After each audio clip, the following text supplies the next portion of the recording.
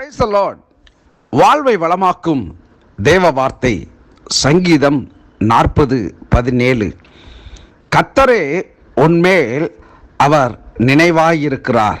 ஆம் பிரியமானவர்களே, கர்த்தர் நம்மேல் நினைவாயிருக்கிறவர். நம்மை மறந்து விடுகிறதற்கு அவர் அநீதி உள்ளவர் அல்லவே. ஆகார் தன்னுடைய பிள்ளை சாகிறதை கண்டு தூரமாய் நின்று கலங்கி தவித்து கொண்டிருந்தாள்.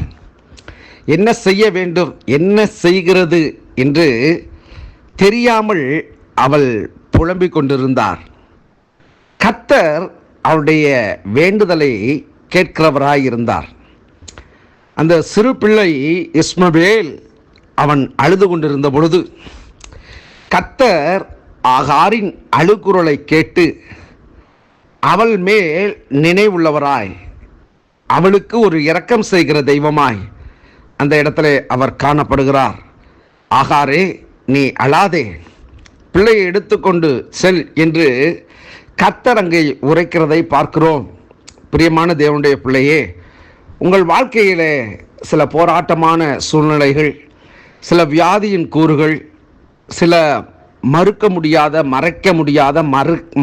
முடியாத சில காரியங்கள் உங்கள் வாழ்க்கையிலே உங்கள் இருதயத்தை காயப்படுத்தியிருக்கலாம்.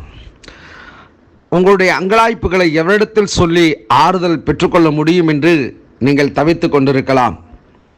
இந்த நாளிலே கர்த்தர் உங்கள் மேல் அவர் நினைவுள்ளவராயிருக்கிறார். அப்படி என்றால் நீங்கள் கூப்பிடுகிறதை அவர் கேட்கிறவராயிருக்கிறார். உங்களை மறந்து விடுகிற தெய்வம் அல்ல.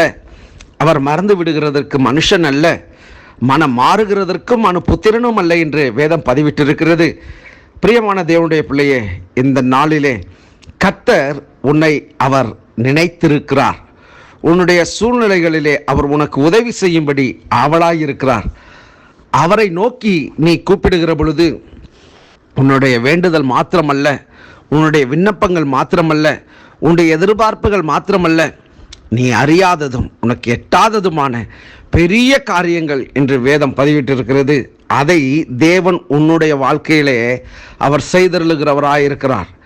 நிச்சயமாக அவருடைய நன்மைகளை, அவருடைய நினைவுகளுடைய காரியங்களை நீங்கள் அறிந்து கொண்டால் நிச்சயம் அவரிடத்திலிருந்தே நன்மையை நீங்கள் பெற்றுக்கொள்ள முடியும். ஜெபிப்போம். பரிசுத்தமுள்ள நல்ல தகப்பனே, எப்பொழுதும் எங்கள் மேல் நினைவாய் இருக்கிறவரே, தாவீதை ஆண்டவரே, அவனுடைய சகோதரர்களும் ஆண்டவரே தகப்பனாக இருந்த அந்த ஈசாய் அவனை மறந்து போகலாம்.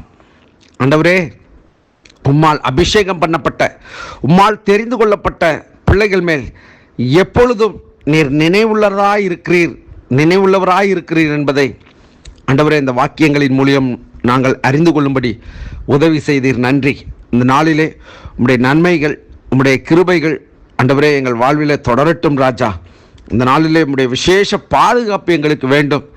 எங்கள் சரீரங்களிலே ஏற்படுகிற பலவீனங்கள் அவ்வப்போது ஆண்டவரே இருக்கும் நிலையைப் போல இல்லாதபடி எங்கள் சரீர பிரகாரமாய் ஏற்படுகிற சில உபாதைகள், சில பலகீனங்கள் எங்கள் வாழ்வை விட்டு நீக்கி போடுவீராக.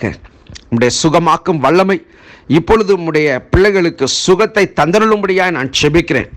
பரலோகத்தின் பிதாவானவர் ஆண்டவரே எங்கள் மேல் எப்பொழுதும் நினைவுள்ள தெய்வமாய் இருப்பதற்காக நாங்கள் உமக்கு நன்றி செலுத்துகிறோம்.